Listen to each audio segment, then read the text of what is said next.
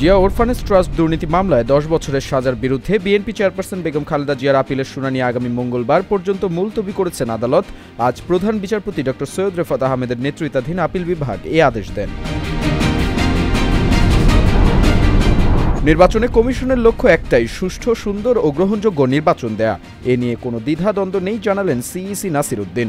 সকালে মৌলভীবাজারে ভোটার নিবন্ধন প্রক্রিয়া চ্যালেঞ্জ শীর্ষক কর্মশালার উদ্বোধন অনুষ্ঠানে এসব কথা জানান তিনি।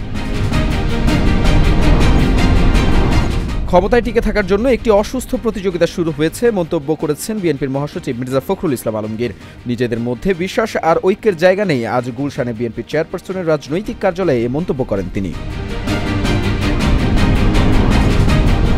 সাবেক রেলমন্ত্রী মুজিবুল হক এবং বগুড়ার সাবেক এমপি মোহাম্মদ শরীফুল ইসলাম জিন্নাহ ও তার স্ত্রী মহসিনা আক্তারের বিদেশ গমনে নিষেধাজ্ঞা দিয়েছেন আদালত।